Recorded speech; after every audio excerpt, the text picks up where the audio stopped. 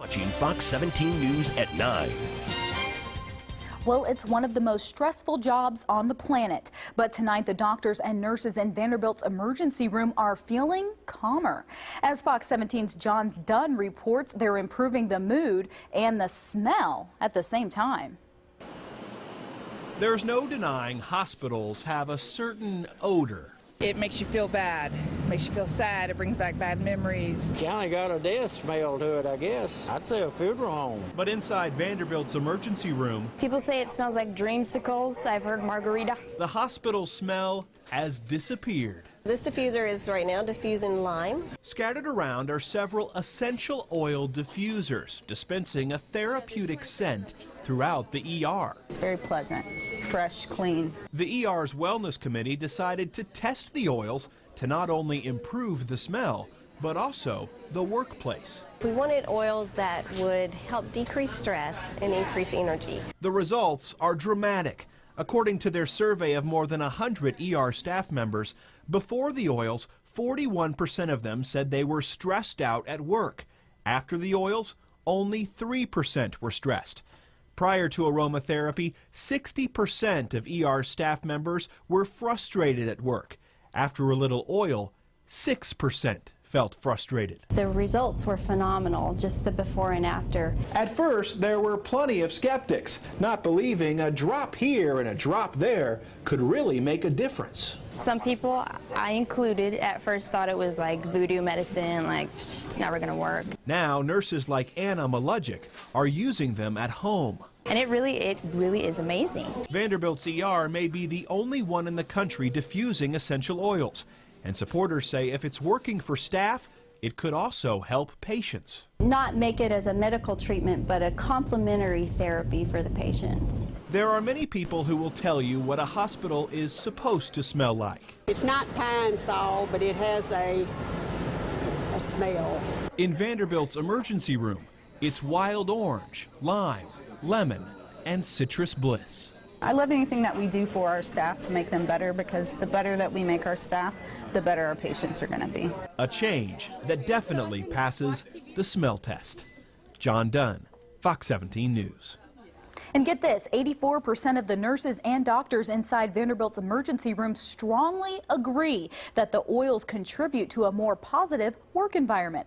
The Wellness Committee plans to publish their results, highlighting their success. So if you're wondering how those essential oils work, when the oils are diffused into the air, the aromatic molecules are inhaled. They interact with the body's olfactory nerves and the limbic system. The limbic system is directly connected to parts of the brain that control heart rate, blood pressure, breathing, memory, stress levels, and other emotions. Scents have a powerful effect, much like the smell of freshly baked cookies, reminding someone of their grandmother. Remind you of your grandmother. The smell of freshly baked cookies and brownies. I'm a big. Well, what does your medicine cabinet look like? It's probably filled with ibuprofen, cough medicine, Tums, even insect repellent. Well, many people are replacing those items with something more natural. In tonight's Health Watch, a look at essential oils. Can a mist diffusing into the air dry up allergies? Can a sniff off a tiny bottle clear your sinuses? These women are here to find out. This is a Doterra Essential Oils party. Diane Roberson sells the oils after seeing the benefits firsthand. I felt like I was getting some bursitis. I rubbed on some cypress. I can lift my arm again. You know, it's great. She uses frankincense, peppermint, and wintergreen for migraines, melaleuca for ear infections, and the oil wintergreen has a compound methyl salicylate that you find as an analgesic to help pain. Patricia Moore has even lost weight using doTERRA's Slim and Sassy. Put a couple drops every time I fill up my water bottle, and I just drink it throughout the day, and I'm actually losing weight, which is really awesome because it's been really hard for me to lose weight up until now. How much weight have you lost, can I ask? 26 pounds. Essential oil parties are happening all over Northern Nevada, but the medical community is also taking notice.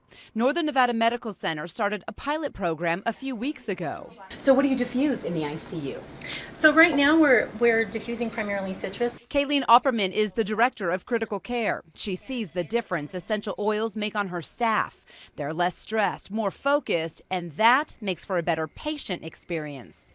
Leah Leonard-Steckline is the director of behavioral health. She diffuses lavender and lemon on her floor. She sees the benefit in her patients, most of whom have Alzheimer's. There's some preliminary research to suggest that some of the essential oils and aromatherapy reduce agitation in our patients. Oils that have been around since the days of Cleopatra in the city of Petra are now making a huge comeback in the modern.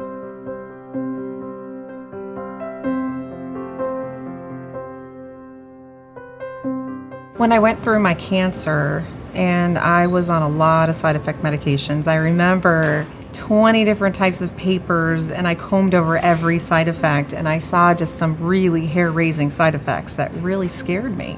But I need to find a way to naturally do this as much as possible. So when I was presented essential oils, there was a chance that I could use them to help me with my side effects to kind of bridge that gap. So what did you think when I first brought up essential oils? Well, you take a breath as the doc and you try and think, what is this patient trying to do? What is the goal here?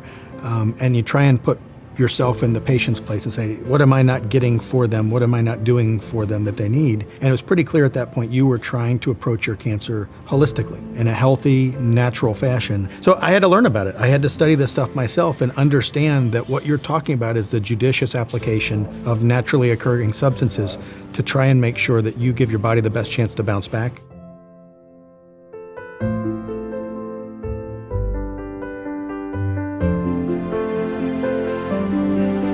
I knew that you needed to hear as much science as possible. I literally felt like I had a degree by the time I produced all this information, because I knew it was something that you needed, that this was something that could benefit patients and just help patients bridge the gap on their emotions while they're going through treatment.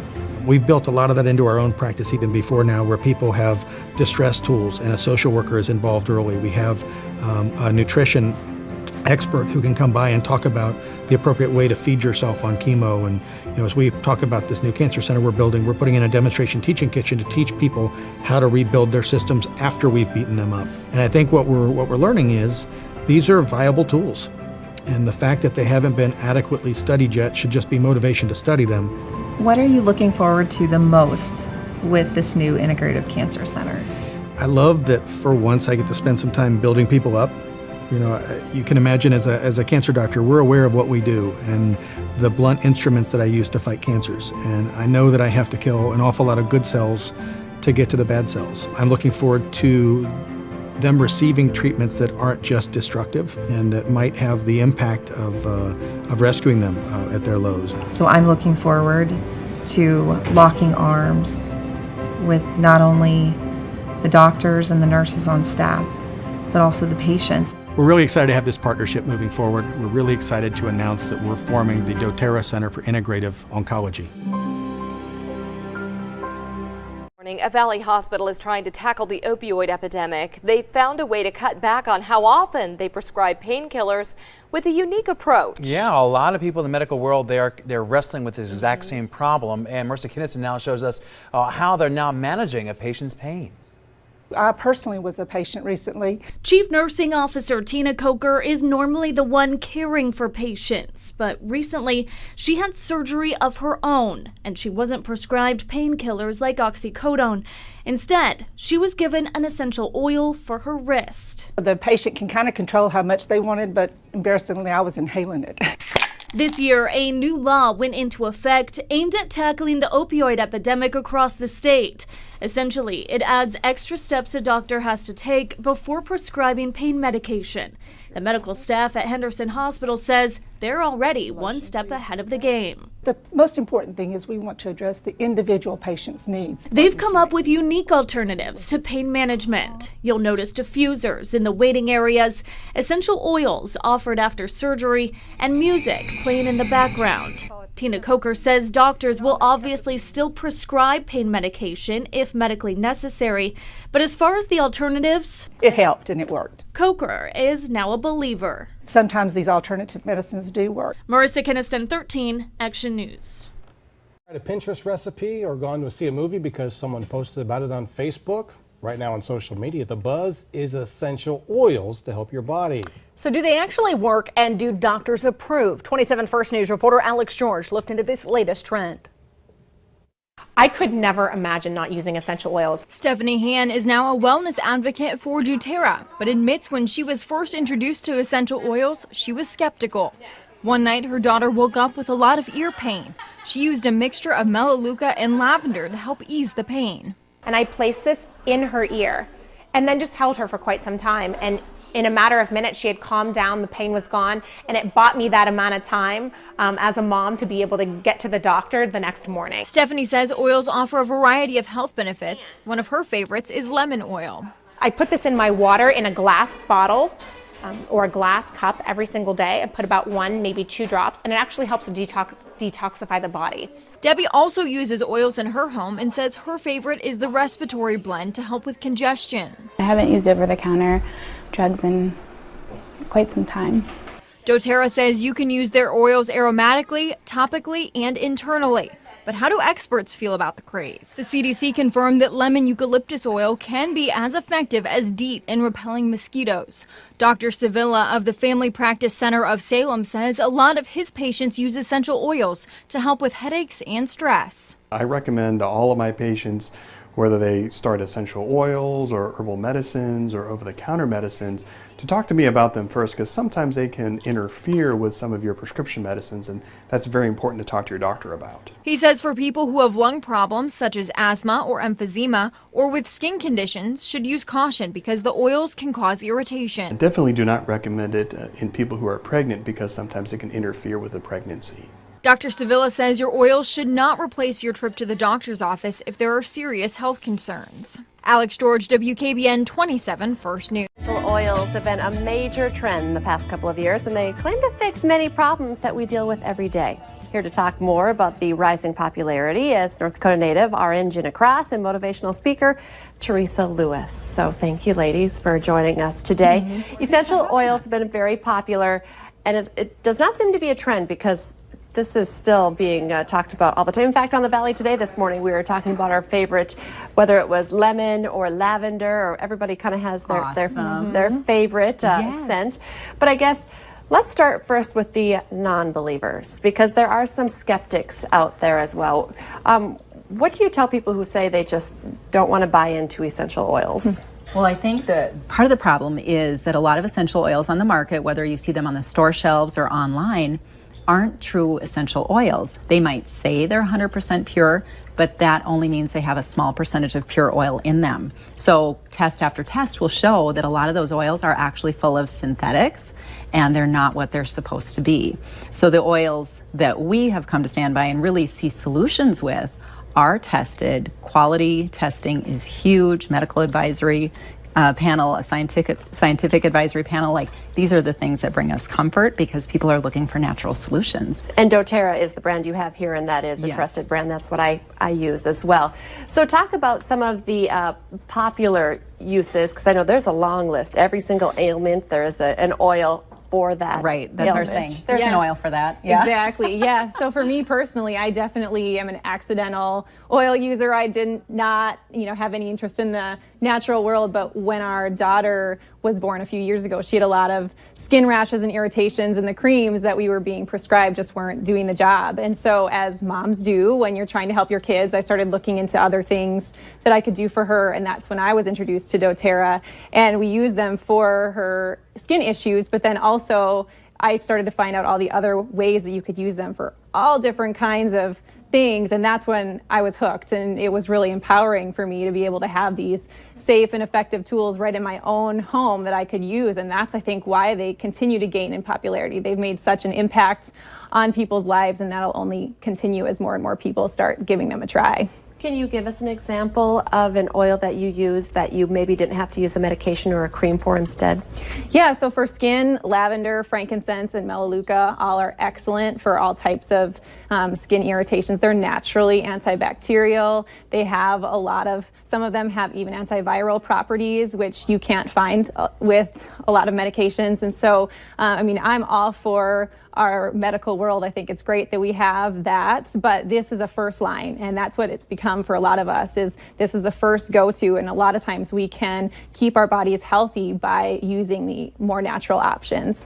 And we have a diffuser here. What do we have coming out? So we have a blend today of lemon, lavender, and peppermint, which very helpful for allergy sufferers, can help reduce some of those symptoms. We have Balance sitting there too, because Balance is one of our very favorite oils. We love Balance because don't we all need a little balance in our lives? And it's physical, mental, and emotional benefits that we see from the oils, which is just incredible. You know, so it's a lot of side benefits, not side effects, which is a huge advantage of using natural solutions.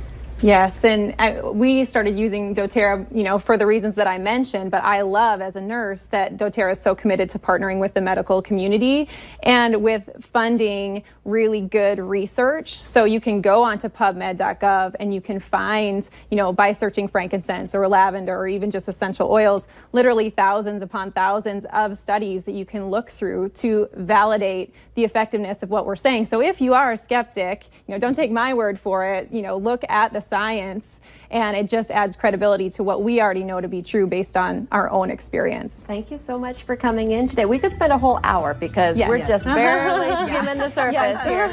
Thank you so much for coming in today. Stay with us. Coming up next, if you need some